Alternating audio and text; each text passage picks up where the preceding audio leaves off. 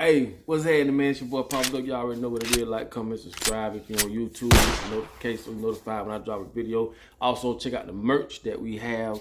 Grab you one of them sweaters and everything that y'all buy or contribute. Goes right back to what we doing to spread this message.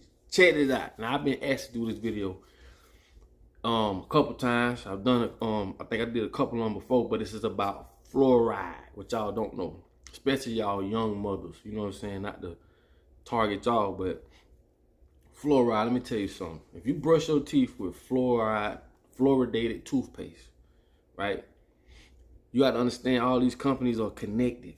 And I'm going to show you a video that's going to blow y'all mind about fluoride. Also, you got to understand this. If you look on the tube of fluoride or the box, and it says if you swallow it to call poison control. Why isn't this shit banned in America? Because it's banned in a lot of other countries. Yes, along with a lot of other stuff that's banned in other countries. But the people you vote for allow it to come here. And it ain't nothing but poison. Not only that, fluoride is connected to your tap water. That's why I tell people do not drink tap water. And this is one of the reasons why Kool-Aid was created. Y'all didn't know that, huh? A lot of black folks and minorities use tap water to make Kool-Aid to drink fluoridated water. And that's another thing that what it does is it fucks up your pineal gland also. You feel me? They don't want you to activate your pineal gland once you start doing your research on it. Because I be wanting y'all to do y'all research. Do your research on fluoride. But I'm finna show you a video you're gonna blow your mind. But I'm just telling y'all, stop brushing your teeth with fluoridated water. Another thing too, you can get a filter from Home Depot, Lowe's, or whatever. Get a filter because, you know, your skin is the biggest organ on your body. You consume more of those toxins when you take a shower more than when you drink it. I've done a video about that too. Feel me? With no further ado, man, listen, man. Y'all check the video out. It's about fluoride. A lot of stuff y'all ain't gonna know. And as we go, y'all gonna start seeing a lot of these names gonna keep coming up. Rockefellers, all the names gonna keep coming. It's just like anything else. It's a small community of people. But this gonna blow y'all mind. Check this out. Fluoride. It is hailed by the Centers of Disease Control and Prevention as one of the 10 great public health achievements of the 20th century. In fact, for over 60 years, the American Dental Association has stated that brushing with fluoride toothpaste will prevent tooth decay. But is this true? Is there more to the story than what we've been told? Triumph over tooth decay. Procter & Gamble announces Crest toothpaste with Fluorestan, its exclusive fluoride compound, world's greatest weapon against decay. Look, Mom, no cavities. Yes, Crest toothpaste really cuts down cavities because Crest has fluoride. The same fluoride dentists put right on teeth to prevent decay. With Crest, you put this fluoride on your teeth at home, too. Prevent cavities. Use Crest.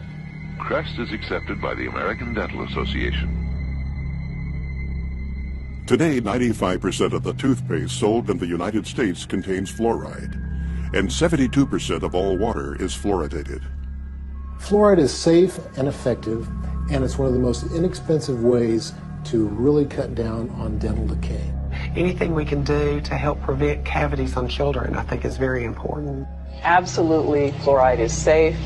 It's effective. Fluoridation of community water is extremely safe and extremely effective in preventing tooth decay. Science is on the side of fluoride being safe and effective. There is no controversy about this in the scientific community. If it's such a simple issue, how is it that it's still going on after half a century? I remember it being debated. Yeah, well, 30 years ago. And it's continuously debated. But just because we've been doing something 50 years doesn't necessarily mean that it's right.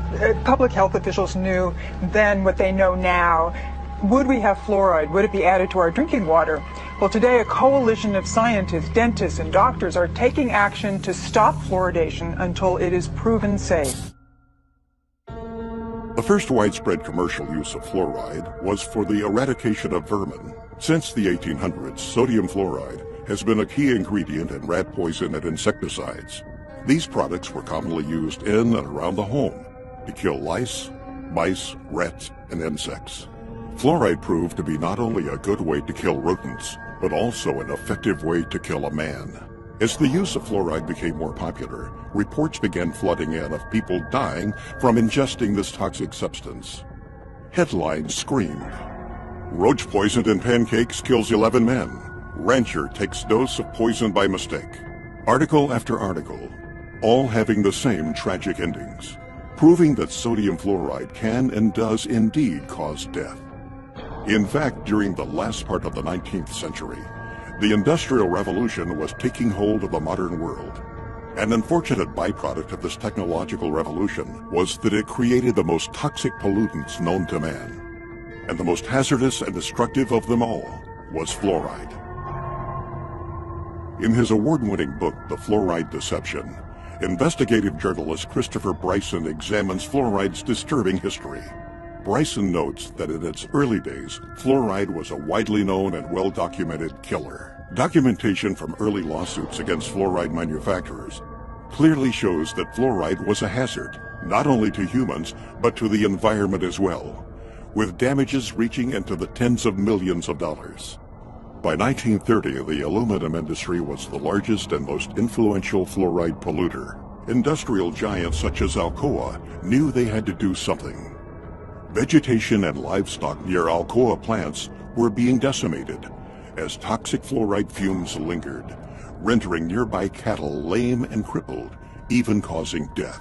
One newspaper article from that time proclaimed, "During the past year, we had 51 head of cattle die. We had laboratory tests made, and these tests show excessive amounts of fluorine in the liver and kidneys. Also, some of our young cows had lost their teeth. Our saddle horses were so crippled from fluorine poisoning, they had to be shot." The serious nature of fluoride toxicity was beginning to be realized. As a result, fluoride's threat to corporate America was laid out in an exhaustive review conducted by the U.S. Department of Agriculture. Toxicologist Floyd Dietz warned of new medical information exposing fluoride's harmful effects. Danish scientist Kaj Roholm singled out the aluminum industry, specifically Alcoa, as the source of much of the fluoride poisoning. Fluoride was causing irreparable damage, and the word was getting out. Alcoa knew they had to act fast. Their high-powered attorneys sprung into action, quickly buying up farms and paying out settlements. Ironically enough, during that time, the U.S. Public Health Service was under the jurisdiction of the United States Treasury Secretary, Andrew W. Mellon. Mellon was the founder and major stockholder of Alcoa. He was also the founder of the Mellon Institute, an industry-funded research institute that was notorious for giving corporations such as Alcoa the scientific data they needed to defend themselves against lawsuits. The Mellon Institute published questionable and self-serving evidence that supported the effectiveness of fluoride in fighting tooth decay. In doing so, the Mellon Institute rats had put a smiling face on what had been a scientifically recognized environmental and workplace poison.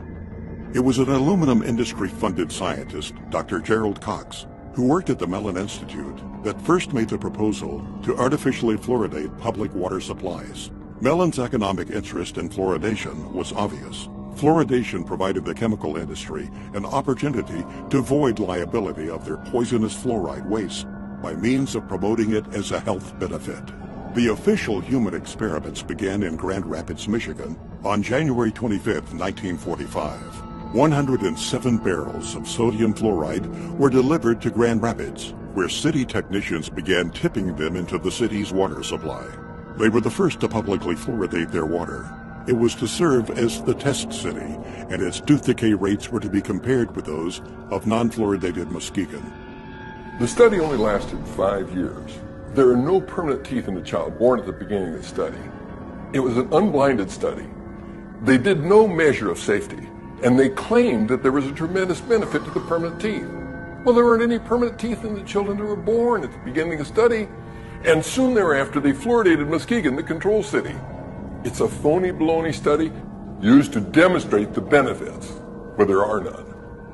Unfortunately, fluoride's ugly side has almost entirely escaped the public view. As Bryson points out, historians have failed to record that fluoride pollution was in fact the biggest legal worry of the industries that were involved in developing the atomic bomb program. As some may remember, the Manhattan Project was a secret program which brought the atomic bomb into existence. But what most people are totally unaware of is the fact that fluoride was an essential element in the production of the atom bomb. How long